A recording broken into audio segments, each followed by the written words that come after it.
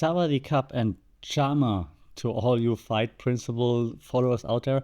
Welcome to another episode for the Fight Principles Podcast here. And as you know, we're mixing things up between like martial artist interviews and breaking down what we can learn from famous martial artists. And last time in our first episode, I talked about learnings from Bruce Lee and Bruce Lee's mindset, because I thought, well, martial arts is Bruce Lee. Bruce Lee is martial arts.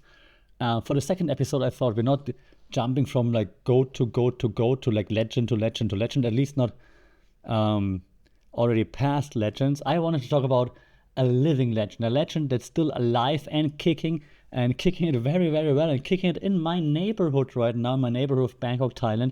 It's Demetrious Mighty Mouse Johnson. If you follow DJ's stories, you know he's in Thailand right now. He's here for the big One Championship event, One 170, which is going down tonight as I'm recording this podcast. Main event, Tavanchai versus Superbon, which will be an amazing fight to watch. And DJ is here to promote, of course, but also just living his best martial arts life. He's chilling, hanging out at the Rodtang gym. He's training with Rodtang, Dong Donoy. He's chilling with Jonathan Haggerty.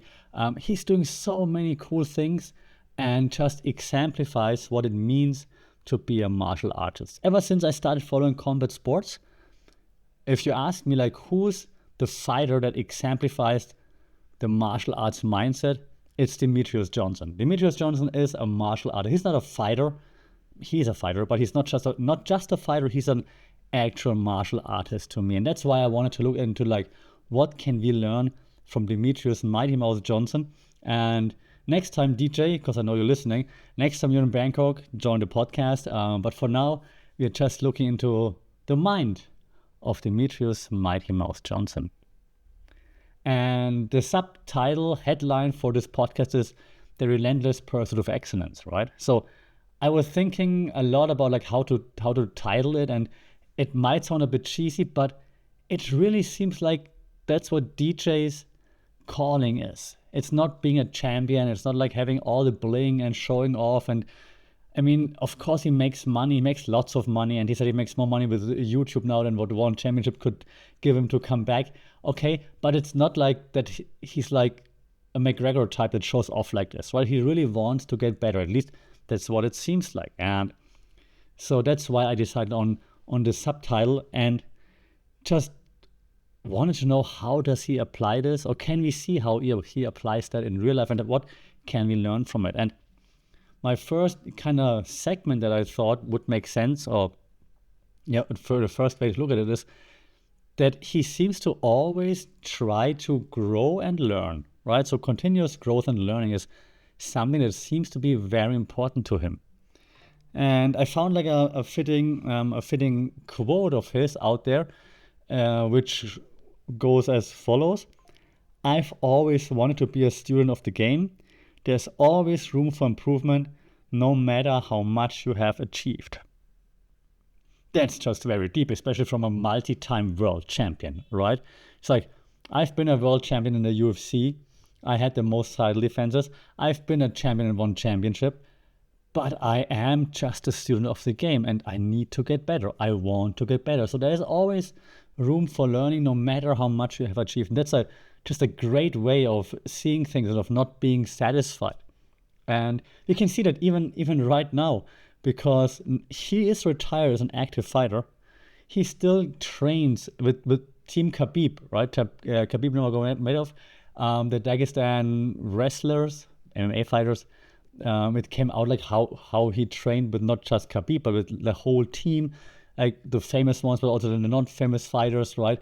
So cool that he just like goes through the grind and has no problem showing that he ankle picked them, but also he got also like thrown around, of course.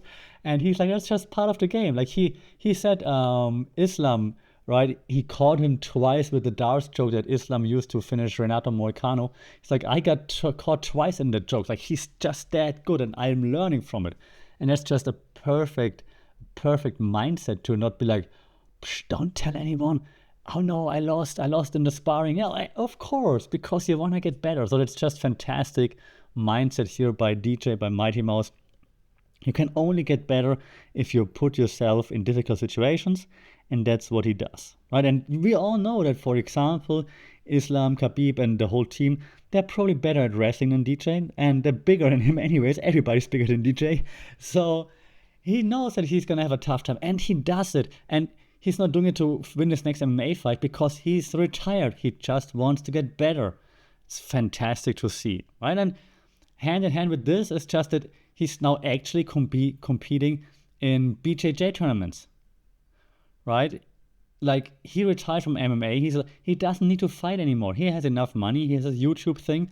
He makes enough. He doesn't need to fight, but he wants to compete. So he wants to compete now in BJJ. So this just demonstrates his belief in lifelong learning. That shows that mastery is a continuous journey and not a destination. It's not like, okay, I've been a UFC champion, now that's it, I stop learning. No, I'm retired, I'm gonna work harder on my BJJ now. That's amazing. That's the mindset that makes a martial artist a real martial artist. There's no stopping, there's no I had enough. There's like, I still want to get better. I need to get better. It's just fantastic to see that someone who achieved so much still wants to get better. Continuous growth and learning. And I think you can also see how he applies that to his podcast, the Mighty Cast, right? It's like, you can see in his interviews, of course, I mean, he has a big name, that's why he gets big guests, but in his interviews, he doesn't just share knowledge, he listens actively to his guests and is like, oh, I think he is probably the host that says the following words the most often compared to every other podcast I listen to. Oh, I haven't thought about it like this. Like, DJ says something like that quite frequently and admits that he's like, oh wow, I didn't think about it like that. That makes sense. So cool. I'm learning something right now. And so DJ is super open-minded, and again, one of the most accomplished MMA champions to ever walk the earth. Like, he is, for many, the MMA GOAT, the greatest of all times when it comes to MMA. And he's still out there learning, getting better. Yeah, if DJ does it, why don't we? There's so much to take from this. It's amazing. And this also shows you that martial arts is not just fighting. Martial arts is a way of life. And that's exactly what he said. That's one of my favorite quotes of his. The quote goes as follows: martial arts isn't just about fighting. It's about building connections, improving yourself, and learning to respect the journey. Yeah, learning to respect the journey. It's such an important phrase here in this quote that most people, I think, don't really understand or pay attention to. Like, learning to respect the journey. It's not about like being the best, being a champion. It's like, respect the grind. You're putting in the effort. What you put in, you will get out, right? So respect the journey. If you train once a week, great. But then it might take longer. If you train 5 times a week, also great. To put the grind in, you're getting something out of it, right? So this is just something that I think is very much underrated. The journey. Respect the journey. I love this a lot. And if you look at his career, right, we can look at like, I think, a few different points in his career. For example, his time in Thailand with one championship, like, or in Asia. He fought in the US, but under the one championship banner, of course. So, but right now, right, he is not fighting anymore. But he goes to Rodtang's gym, and they fought before, if you remember, right? DJ fought Rodtang in one championship. And now he goes, visits his gym. They're playing around, doing a little bit of like fun sparring, training together, and then they're posting clips on IG, how they're like messing with each other. It's amazing. And so it shows also how much respect he has for the legends of the sport and for his desire to learn from the source. Like, every time when you listen to his podcast and he talks about like the best fighters that he's seen around the world, eventually he will mention Thai fighters, he will mention Rodtang, and he probably also mentions Jonathan Haggerty, for example, a Muay Thai fighter fighting for one championship. And so he is so eager to learn from the best in their respective disciplines, and he's not like, I'm the MMA GOAT, I'm the best, I know everything. He's so open-minded and just focuses on this way of life. Like, hey, I'm in Thailand, I'm gonna go visit you because you are the one at the source, you are the source, you have something that I would like to have, knowledge, wisdom, ideas, share it with me. Yeah, that's amazing. And it's also just shows to like how important it is to be dedicated and sometimes maybe even relentless. If you find something that you're really into, yeah, then you have to go for it. And DJ has done that, right? He had a stand-up fight with Rodtang. Like, I mean, they mixed up the rounds, right? First round Muay Thai, second round MMA. But he actually threw down with Rodtang. Who does that? No one does that. So it's just like, I want to get better. I have to walk through the fire. Yeah, so martial arts as way of life. It's fantastic. And another thing that fits that mold of like martial arts as way of life, I think, is just how he approaches to balance everything that he's doing. Like, I mean, he's a father, of course, right? He has a family. He's an athlete. He's a media personality by now. And while like juggling all of that, he still adheres to those martial arts principles like discipline, humility, and so on. And this is why I picked DJ for this podcast, because I think there's no better example of a living legend out there that exemplifies what it means to be a pure martial artist. And I have 2 or 3 more points I want to make about DJ, because it's just when you look at like his whole persona and the mindset, it's just like you can't help but be wowed, right? And I think another thing that I really enjoyed about his career is his adaptability and mastering different things. And another quote that goes with that he said was, "You have to evolve as a fighter and as a person. The moment you stop growing, you lose." And he discussed this very openly because he lost in one championship here in Thailand in 2021 to Adriano Moraes, which was also a great champion, of course. It was the first KO loss of DJ's career. And afterwards, he openly discussed how it was like a very humbling experience that forced him to like reassess his game and return with like a much sharper focus afterwards. So you lost by KO, you're like, okay, what did go wrong? I mean, okay, different rules are done in the UFC, not used to it yet, all the excuses, but he didn't make those excuses. He said, yeah, I knew the rules. I signed it. I signed the contract. I know about the rules. That's not an excuse. Let me check my game. Let me reassess. Let me get better. Let me evolve as a fighter and as a person. Let me grow and come back. And then he came back. And in his rematch, he then knocked out Moraes with this beautiful flying knee, which was just amazing. And that showed like his adjustment and the evolution that he went through, like just in the past year, like from getting knocked out to knocking out was like from 2021 to 2022.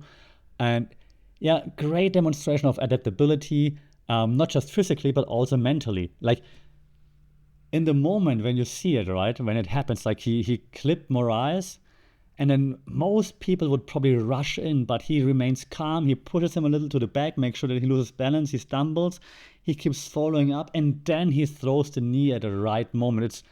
It's been 3 years, or 2.5, 3 years, and it's still so fresh in my memory because it just showed so much poise and adaptability, like not just about like physicality, but also his mental strength, and just being able to come back as an older fighter at that time already was just amazing. But it's not just his one championship victories, right? Before he came over to one championship, as most of you might know, he's been the UFC flyweight champion. He had the title defended 11 times. Like most impressively, probably that flying armbar that everybody who's into MMA might remember, right? So he showcased back then already his ability to master every aspect of MMA while always being innovative, like with that armbar, for example. And also, last thing on his UFC tenure, like while the president Dana White back then didn't like the lighter weight class and said like DJ is boring and so on, he never let it get it to himself. He never got angry, mad. Like he always just adapted. He's like, yeah, what can I do, right? Give me the next guy, I'm gonna win again. Like I'm just gonna show everybody that I am the best possible fighter, the best person I can be. And it was just so beautiful to see.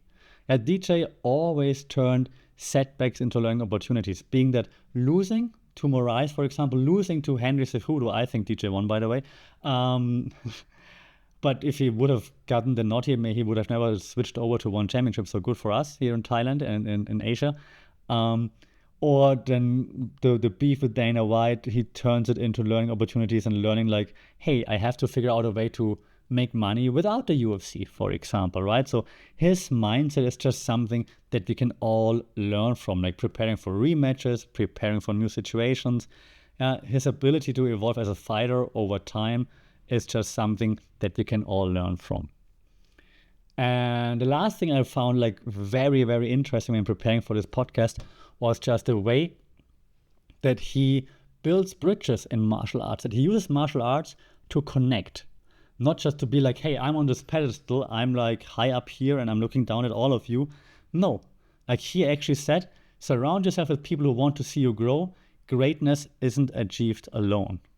Again, beautiful insight there from one of the greatest minds in MMA that we have right now.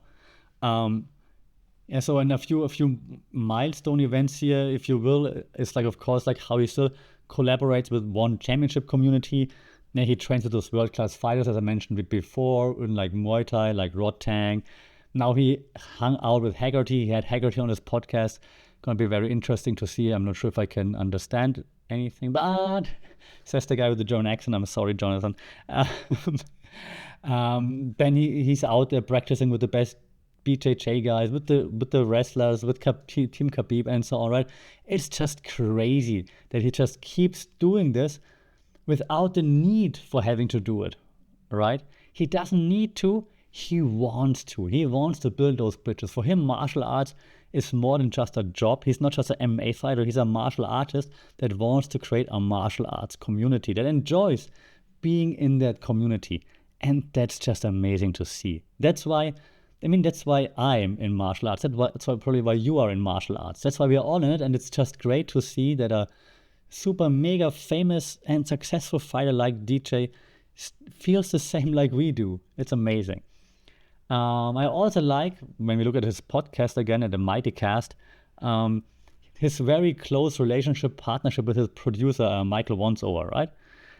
Because every time when DJs ask about his podcast, he's always like, yeah, Michael is the guy that does everything. He's the guy that helps me do this, do that. He sets it up.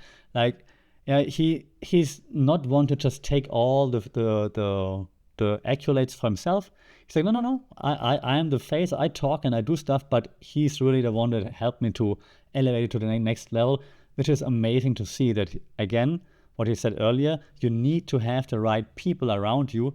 They want to see you grow, then they help you achieve greatness. Right, and you cannot be the best there is if you're always the best in the room with everything. You need people that are better than you at certain things so you can learn from each other. So you can see that he lives by the idea that mentorship and collaboration is critical to success. And I think that's something that we as people often forget. We want to be like the best at what we do, and we should strive to it. But if you are, there's this saying, right, if you're the smartest person in the room, maybe you should go to another room, right? Because then you're not learning. And it's just great to see that, like, how working with like world-class athletes in this case has enriched his own perspective of martial arts, like all the humbling and learnings and so on. I think that's just something beautiful, and we can not only learn from that for martial arts, but also for life, right? Being humbled is not a bad thing. Being ego-checked, you should leave your ego at the door anyways, but being ego-checked is not a bad thing. You're learning from it. You're getting better from it. And that's just something beautiful we can see when we look at like DJ's mindset. I have 4 more quotes that I found from DJ that I just wanted to smoothly weave into the podcast, but didn't know how, so I'm just telling you those right now. Well, it's not necessarily only his, I think, but he might have just picked them up somewhere, like one of them being like, if you're not failing, you're not learning. Just a great attitude for a multi-time world champion, right? So you have to fail to learn. He said, I fight because I love the art of combat, not for fame or recognition. Yeah, beautiful. And that's what you want to hear from martial artists. I mean, that's why we, as the average martial arts Joes, go to the gym, spar, go to fight nights that no one knows of, right? We're doing this for the love of the art of combat. We don't do it for fame because we're not getting any. Yeah. And he said what I just said, you don't get better by being the best in the room. You grow when you're surrounded by people who challenge you. Now, I think that's something, again, this day and age, we don't want challenges. We're always tired. We try to avoid challenges, but you need challenges to get better. You don't get better by being the best in the room. You grow when you're surrounded by people who challenge you. And the last quote I found by DJ was, "The goal is never perfection, it's progress." That's a tattoo or a t-shirt, depending on what you prefer. Yeah, amazing. Again, multi-time world champion says the goal is not perfection. It's not like just being the champion. I'm gonna get better. The goal is progress. Beautiful, beautiful thing by one of the best, maybe even the best martial artists to ever walk the planet of the earth, Demetrious Mighty Mouse Johnson. Just a few quick hits for you, right? So Mighty Mouse, in case you listened to the last 20 minutes, you're like, who is that guy? He got his first flyweight title in 2012 in the UFC. Then he had like 11 title defenses in the UFC from 2012 to 2018. In 2019, he moved to one championship, the only ever trade between promotions. Ben Askren moved from one championship to the UFC. That worked out very well. And DJ came over to Asia, so showed his willingness to challenge himself in like this very new environment. 2021, he then lost to Adriano Moraes via knockout. Grounded knee to Mighty Mouse was grounded, and in the UFC this would have been like not allowed, but in one championship you can actually knee the grounded opponent. And DJ said, I knew that. That's I like that rule. That's okay. So he lost his first KO loss, came back in 2022, proved his ability to adapt, and knocked out Moraes with this beautiful flying, jumping knee. And since his retirement now last year, he then been focusing on his BJJ, highlighting that even though he's retired as an active fighter, he still wants to compete and still wants to get better. And the journey never truly ends. And I think that's the perfect ending for this podcast about Demetrious Mighty Mouse Johnson. The journey never truly ends. We always keep getting better. And if DJ doesn't inspire you, I don't know who will. Okay. So thank you again for joining me for this quick breakdown of Demetrious Mighty Mouse Johnson's mindset and the learnings we can take from him for our everyday life, showing that the martial arts mindset is a mindset that helps us all in all different kinds of situations. After this, we will have another interview going live soon. So please make sure to follow, subscribe, let the people know that you enjoy Fight Principles on social media at Fight Principles. Leave comments here on Spotify or wherever you listen to the podcast. Very, very much appreciated. Until then, stay safe, take care, keep your guard up, and we talk soon. Chama.